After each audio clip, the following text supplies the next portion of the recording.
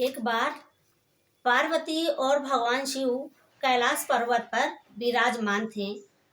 कैलाश पर्वत पर जब प्रभु जी बैठे हुए थे, तब माता पार्वती जी ने भगवान शिव से कहा कि हे प्रभु, आप मुझे बताइए कि संसार में कुछ लोग गरीब होते हैं, कुछ लोग अमीर होते हैं, कुछ लोग दुखी होते हैं और कुछ लोग सुखी होते हैं। तो आखिर ऐसा क्यों होता है? इस सृष्टि में यह भेदभाव क्यों है? यह असमानता क्यों है? यह सुनकर भोलेनाथ जो थे, उनकी आंखों में अद्भुत तेज झिलमिला उठा और वह बोले मुस्कुराते हुए कि हे देवी, आपका यह प्रश्न संपूर्ण जगत के कल्याण का द्वार खोल देगा। आगे कथा में सुनिएगा, पूरी कहानी सुनिएगा, जाइएगा नहीं।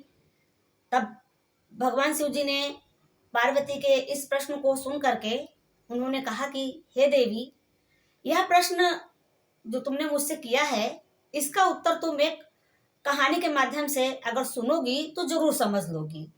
तो प्रिय दर्शकों, मेरे बंधुओं, आप लोग भी यह कथा पूरा सुन लीजिएगा, जो स्वयं भगवान शिव ने पार्वती माता को सुनाया हुआ है। आगे उन्होंने बताया है कि गोमती और हरिदत्त नाम के जोड़ा था, जो पहाड़ी इलाकों में रह रहा था। दोनों ही सब्जी उगाते थे। पहाड़ी एरिया में रहना और वहां सब्जी उगाना बहुत ही कठिन होता है, लेकिन फिर भी दोनों बहुत ही मेहनत करते थे। एक साथ मिल करके आलू, टमाटर, प्याज, इस तरीके से सब्जी कठिन परिश्रम से वह उगा लेते थे। उसके बाद बाजार में उसको बेच लेते थे। इस तरीके से उनका जीवन यापन चल रहा था। दोनों में बहुत ही दया था, करुणा थी। इस तरीके से वह कभी किसी के साथ गलत व्यवहार नहीं करते थे। अब उनके पास जो चल रहा था ठीक ठाक चल रहा था। उनके पास कमी थी तो सिर्फ एक औलाद की। जब शाम को थक हार कर खेतों के काम से वह वापस आते थे और एक साथ जब बैठ जाते थे, छोटा सा उनका मिट्टी का घर बना हुआ था, कुटिया जैसे। तो उसके बाद जो गोमती थी वह अपने पति से कहे कि अगर हमारे पास भी एक औलाद होती तो खेती के कामों में हमारा हाथ बटाता, और हम जब खेतों से वापस होकर के आते तो वह हमको पानी पूछता, हमारी बुढ़ापे में सेवा करता। इस तरीके से जब उसने अपने पति से कहा तो सुनकर वो मुस्कुरा लेता था, लेकिन कभी कुछ कहता नहीं था कि अगर मैं कुछ कहूं तो मेरी पत्नी को कहीं और भी ज्यादा तकलीफ ना हो। इस तरीके से उनके दिन बीत रहे थे। वह बेचारे मेहनत करके अपना पेट भर रहे थे।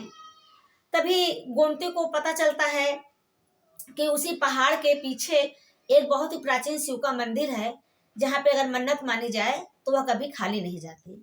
उसने हरिदत्त से, अपने पति से कहा, वहां जाने के लिए जिद की। तो वह भी मतलब मना नहीं कर सका कि ठीक है, अगर तुम्हारी इच्छा है। तो वह अपनी पत्नी के साथ लेकर के वहां चला जाता है। वहां पहुंचने के बाद में पहाड़ी इलाका था, कई दिन बीत जाते हैं और वह मनी मन शिव जी से बहुत ज्यादा प्रार्थना करेगी, पुकार लगाएगी कि हमारी बहुत ज्यादा उम्र हो चुकी है, हे भोलेनाथ, हमारी गोद भी आप भर दीजिए, एक औलाद का सुख दे दीजिए।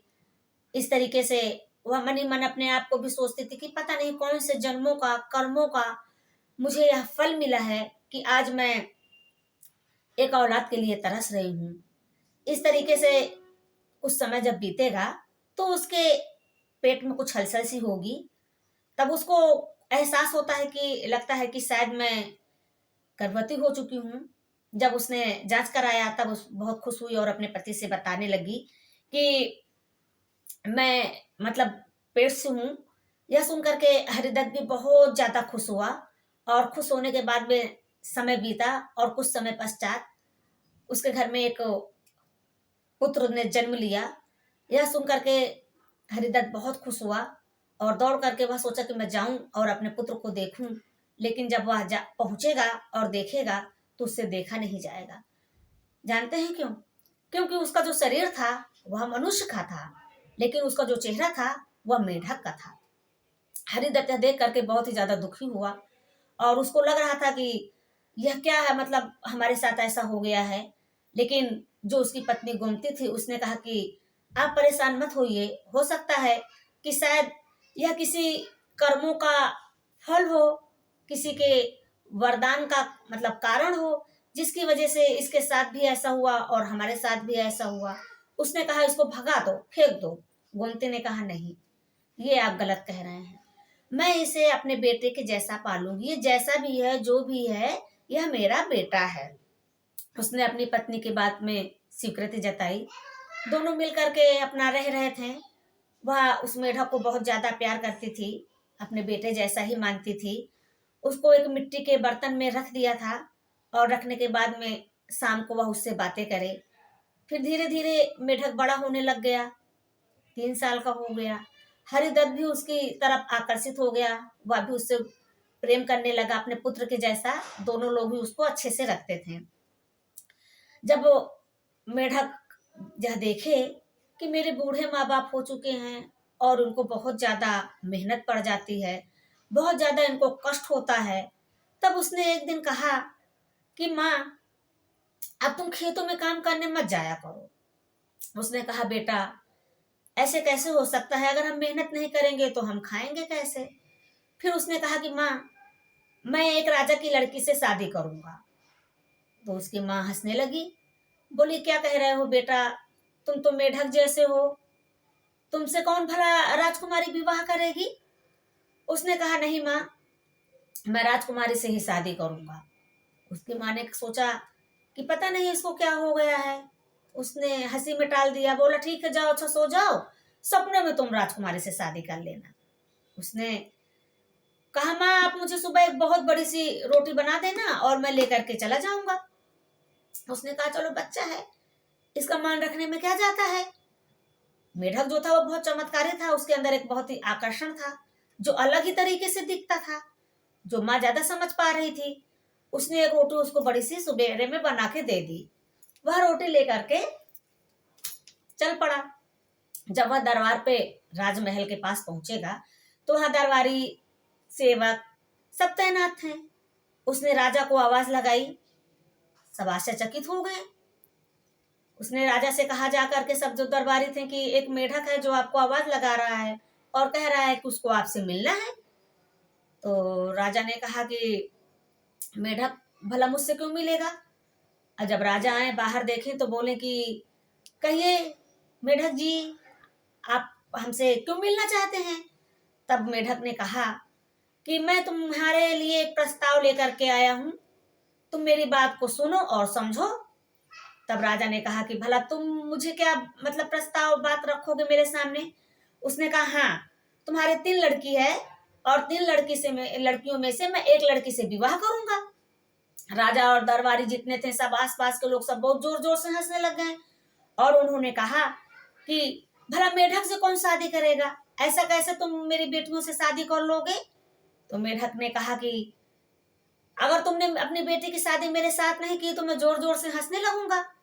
तो राजा ने कहा हंसो, तुम्हारी मर्जी।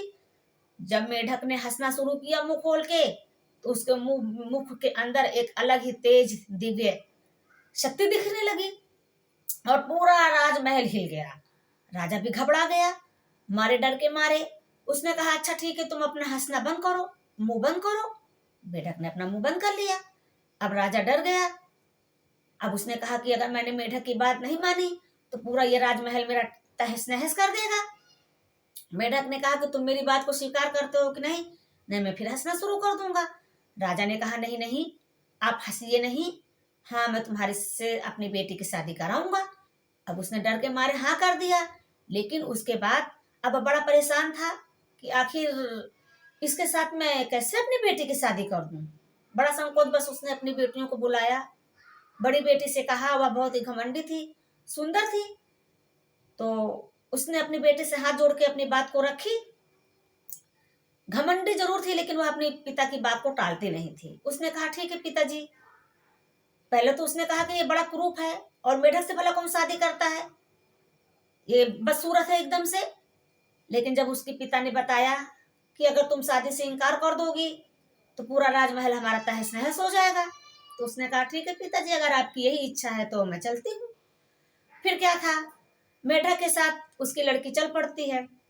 चलते चलते जब कुछ दूरी पे पहुंचेंगे तो मेढक कहेगा कि सुंदरी तुम थक गई हो, आराम कर लो। तो उसने कहा कि तुम्हारी सलाह की मुझको कोई जरूरत नहीं है। फिर उसने एक पत्थर निकाला, पत्थर निकाल कर सोचा कि मैं इस मेढक को मार दूंगी। जब उसने मेढक को पत्थर मारा तो चमत्कार देखिए, वह पत्थर मेढक का बाल भी नहीं बांका कर सका। जब उसने दूसरा पत्थर मारा तो वह पत्थर वापस ही लौट पड़ा। 3 बार उसने प्रयास किया लेकिन उसका कोई प्रभाव नहीं पड़ा। तब मेढक ने कहा कि तुम अपने पिता के घर वापस चली जाओ, तुम्हारी हमारी कोई जोड़ी नहीं है। वह अपने पिता के घर वापस चली गई। देख करके राजा आश्चर्यचकित हुआ, बोला बेटी ये तुम वापस आ गई हो और कहीं मेढक फिर नाराज हो गया तो? तब उसने कहा पिताजी मुझे इसके साथ नहीं जाना है। फिर उसने अपनी दूसरी बेटी से अपनी बात रखी तो वह भी अपने पिता की बात को मानती थी। उसने अपने पिता की बात को मान लिया और बोला ठीक है मैं भी चल के देख लेती हूँ। जब वह गई थोड़ी दूर पर, कुछ लोग दूर पर वो लोग पहुंच गए। तब फिर उसने कहा कि सुंदरी तुम थक गई होगी, थोड़ा विश्राम कर लो। उसने कहा तुम्हारे मेढक की मुझको कोई सलाह की जरूरत नहीं है, तुम अपना काम करो। उसने भी पत्थर निकाला और मेढक पे 3 बार प्रहार किया। चमत्कार था, मेढक का बाल भी न बांका कर पाई। फिर मेढक ने कहा कि तुम्हारा हमारा कोई जोड़ नहीं है, तुम अपने पिता के घर वापस लौट जाओ। उसने उसको भी वापस लौटा दिया साथ में ले जाके। तब राजा ने देखा तो वह और भी ज्यादा परेशान हो गया कि यार ये भी वापस चली आई, अब मेढक नाराज हो जाएगा। तब फिर उसने अपनी तीसरी बेटी को बुलाया और उससे उसने अपने प्रस्ताव को रखा। वह बहुत ही दयालु थी और अपने पिता के गले लग करके रोने लगी कि ठीक है पिताजी, शायद अगर मेरे नसीब में यही लिखा है तो यही सही, मैं चली जाती हूँ और मेढक से शादी कर लेती हूँ। अब वह जब मेढक के साथ चलने के लिए तैयार हो गई, दोनों लोग चले। नगर से कुछ दूर जब पहुंचे तो उससे भी मेढक ने कहा कि सुंदरी तुम थक गई होगी, धीरे धीरे चलो। तो उसने कहा आप मेरी चिंता नहीं कीजिए, मैं नहीं थकूंगी। तो मैं अपने पिता के वचनों का पालन कर रही हूँ। यह सुन करके मेढक का दिल जो था वह समझ गया कि इसकी मेरी जोड़ी सही है, क्योंकि इसके अंदर करुणा है, दया है।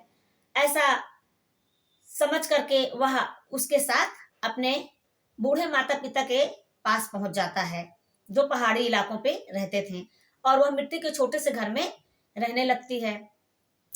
अपने सास ससुर के साथ खेतों के कामों में भी हाथ बटाएगी, चूल्हे पे रोटी भी बनाएगी।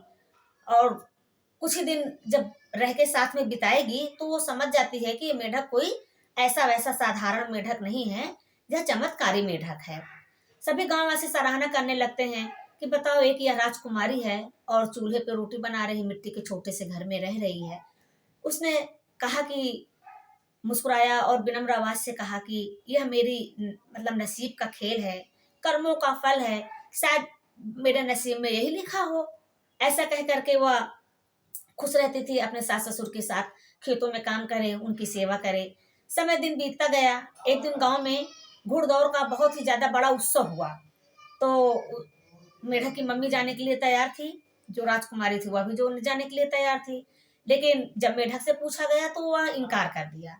जब दोनों लोग मेले के घुड़सवारी का जो उत्सव हुआ था, जब वहां पहुंच जाएंगे तो जब देखते हैं कि घुड़सवारी होने लगी तो उसमें एक हरे रंग का वस्त्र पहन के बहुत सुंदर सा राजकुमार घोड़े पे सवार होके आएगा। अपने दाएं तरफ चांदी के फूल और बाएं तरफ सोने के फूल उड़ाना शुरू कर देगा। जितने नगरवासी थे, बच्चे थे, सब उसको बिनने में लग जाएंगे और वह तेजी से हवा के झोंके के जैसे आगे निकल जाता है, वह जीत जाता है। इस तरीके से जब उत्सव खत्म हो जाएगा तो वह सास बहू घर आ जाएंगी। मेढक बाहर बैठा रहता है, मुस्कुराता रहता है। उसको जब ये लोग बात बताने का प्रयास करेंगी तो वह पहले से बोल पड़ता है, अच्छा कोई बात नहीं। फिर जब दूसरा साल आएगा, फिर घुड़सवारी का उत्सव होगा, फिर सास बहू जाने के लिए तैयार हो जाती हैं और मेढक से कहेंगी तो मेढक फिर बहाना बना के इनकार कर देता है। जब दोनों घुड़सवारी करने के लिए, देखने के लिए वहां पर उत्सव को पहुंचेंगी, देखेंगी, तब उसी तरीके से फिर एक हरे रंग का वस्त्र पहन के सुंदर सा राजकुमार पीछे से अचानक से एक हवा के झोंके में आएगा और फूलों की बारिश करते हुए आगे निकल जाएगा। वह फिर जीत जाता है। जब उत्सव खत्म होगा, सास बहू अपने घर को वापिस आएंगी और मेढक से जब बताने का मन करेंगी तो वह फिर हंस के बोलने लग जाएगा। तो फिर कोई बात नहीं। जब फिर तीसरे साल का उत्सव लगता है तब फिर सास बहू कहेंगे कि चलो हम लोग उत्सव देख के आते हैं, क्योंकि उनको मजा आती थी, शौक था। लेकिन मेढक नहीं जाता था। उसकी जो राजकुमारी थी उसको थोड़ा सा कुछ डाउट हुआ। तो फिर उसने कहा कि माँ जी आज मैं नहीं जा रही हूँ, मेरे सिर में दर्द है, ऐसा कीजिए कि आप चले जाइए। उसकी माँ सास अकेले चले गए उस दिन। और जो राजकुमारी थी, अब सास के जाने के बाद उसने घर के कोने कोने में टोकरी के नीचे में पूरा छान मारा। उसको एक जगह मेढक की खाल मिल गई। तो जब मेढक की खाल मिल गई हरे रंग की, तो उसने सोचा कि अगर इसको मैं जला दूंगी तो यह जल जाएगा और फिर उनको मेढक के जैसे नहीं रहना पड़ेगा। ये इतने सुंदर हैं, ये मेढक की खाल ओढ़ करके पता नहीं क्यों रह रहे हैं। वो समझ ना पाई, जल्दबाजी में आग जलाई और आग जला करके मेढक की खाल को जला दिया। अब हरे वस्त्र पहन के सुंदर रूप धारण करके वह राजकुमार मुख्य द्वार पे प्रवेश हो गया। यह देख करके वह बहुत ही ज्यादा थोड़ा खुश हुई। लेकिन जब उसने कहा कि तुमने यह सुंदरी क्या कर दिया, तुमको ऐसा नहीं करना चाहिए, अब थोड़ा इंतजार कर लेती, मैं और प्रबल हो जाता तब इसको तुम जलाती, लेकिन तुमने अपने प्रेम के चलते थोड़ा जल्दबाजी कर दी। अब मैं कमजोर हो जाऊंगा और कमजोर होने के बाद मैं ज्यादा दिन जीवित नहीं रहूंगा, मैं मर जाऊंगा। इस तरीके से जब उसने सुना राजकुमारी ने, तो उसकी आंखों से आंसू बहने लगे। आंसू की धारा रुकी नहीं रही थी। वह चिंतित हो गई, परेशान हो गई और उसके चरणों में गिर करके माफी मांगने लग गई, रोने लग गई। जो नवयुवक था उसने बोला कि जो है अब ऐसा करने से तो कुछ नहीं होगा, तुमने बिना सोचे समझे एक गलती कर दी। भगवान शिव जी पार्वती जी से कहते हैं कि वह जो युवक था वह अपने किसी कर्म को धरती पर पूरा करने के लिए आया था, लेकिन अब उसका कर्म कैसे पूरा होगा। तो इस तरीके से पार्वती माता को आगे उन्होंने सुनाया कि जो नवयुवक था उसने अपनी पत्नी से कहा कि भगवान ने मुझे यहाँ पे 3 काम करने के लिए भेजा था। पहला काम था धरती पर अमीर और गरीब का भेद मिट जाए। दूसरा काम था शासक जनता पर शासन न कर सके, उनको मतलब दबा के न रख सके। और जो तीसरी बात यहाँ पे थी वह थी कि सबको नगरों में पहुंचने के लिए रास्ते मिल जाएं। इस तरीके से उसने जो है अपनी पत्नी से बताया कि मेरा जो जीवन था वह इसी आधार पे निर्धारित किया गया था, लेकिन तुमने जो है बहुत ज्यादा जल्दबाजी कर दी। तो राजकुमारी ने पूछा लेकिन अब क्या होगा। तब जो सुंदर लड़का था, मेढक था, उसने कहा कि अब तुम भगवान से प्रार्थना करो। अगर तुम्हारी प्रार्थना में आस्था है, श्रद्धा है, तो शायद तुम्हारी भगवान प्रार्थना सुन ले और हो सकता है कि मैं ज्यादा दिनों तक जीवित रह सकूं। तब राजकुमारी ने तुरंत पूछा कि अभी मैं मंदिर जा रही हूँ और वहां जाकर के मैं भगवान जी से जरूर वरदान मांगूंगी और वरदान लेकर के ही लौटूंगी। तब नवयुवक ने कहा कि निश्चित दिशा, पश्चिम जो दिशा है ना, पश्चिम दिशा में लाल बादलों के बीच भगवान जी का महल है और वह बहुत दूर है। तो तुम जो है ऐसा करो कि मेरा घोड़ा ले लो, वह हवा के समान तेज दौड़ता है। तुम उस घोड़े पे सवार होकर के अगर वहां तुम जाओगी तो पहुंच जाओगी। उसने वैसा ही किया जैसा नवयुवक ने उससे करने को कहा था। घोड़े में सवार होकर के वह बादलों को चीरते हुए आकाश से होते हुए भगवान शिव जी के पास पहुंच जाएगी और वहां जाकर के शिव के चरणों में गिर पड़ती है। उसके बाद शिव जी से माफी मांगेगी कि मुझसे बहुत बड़ा अपराध हो गया है, मुझे क्षमा कर दीजिए, जिसके चलते मेरे पति की आयु भी कम हो गई है। तो आप जो है मुझे वरदान दे दीजिए कि मेरे सुहागन रहूं, मेरे पति का जीवन लंबे समय तक रहे। इतना कहने के बाद में भगवान शिव ने उसे कहा कि तुम रो मत, तुम्हारी प्रार्थना, तुम्हारी पूजा, तुम्हारी पुकार, तुम्हारी श्रद्धा सच्ची है। और रोते हुए उन्होंने उसे मना किया, समझाया और बताया कि तुम यह 3 बात सभी जगहों पे जा करके फैला दो कि गरीबी मिटा देनी चाहिए, गरीबी जो है ना मिट जानी चाहिए, सड़कों का निर्माण होना चाहिए, और न्याय जो है, अन्याय खत्म होना चाहिए, न्याय होना चाहिए। तो सभी तक यह बात अगर तुम सूर्य डूबने से पहले पहुंचा दोगी तो हो सकता है कि तुम्हारा पति जीवित रहे। अब भगवान शिव जी आगे क्या कहते हैं कि अब मैं आपके प्रश्न का उत्तर देता हूँ। फिर भगवान शिव ने मुस्कुराते हुए कहा कि बोले कि देवी, संसार एक कर्म भूमि है। यहाँ पर आत्मा अपने कर्मों के अनुसार ही जन्म लेती है। किसी को अमीरी मिलती है, किसी को गरीबी मिलती है, तो किसी को सुख मिलता है, तो किसी को जन्म मिलता है, मतलब दुख मिलता है, क्योंकि उसमें पिछले जन्म में जो दान किया हुआ है तो वह अमीर होता है, और किसी को गरीबी इसलिए मिलती है क्योंकि उसने दूसरों के दुख को समझ सके। सुख और दुख, अमीर और गरीब, यह एक सज्जा है, यह एक सज्जा है। सज्जा ही नहीं बल्कि यह एक अनुभव है। जो सुख में विनम्र रहना सीख ले और जो दुख में धैर्य रखना सीख ले, वही मोक्ष के द्वार तक पहुंचता है। तब माता पार्वती ने पूछा, हे प्रभु, यह न्याय है? कोई जन्म लेने से ही पहले सुखी हो जाता है और कोई जन्म से ही दुखी रह जाता है, ऐसा क्यों होता है? तो भगवान शिव जी ने बोले, देवी, जैसा लोग कर्म करता है उसी के हिसाब से, उसी के अनुसार उसको फल मिलता है। मैं किसी के साथ भेदभाव नहीं करता, पक्षपात नहीं करता। कोई भी आत्मा अपने कर्मों की लीला के हिसाब से जन्म लेती है। बोलो शिव जी भगवान की जय।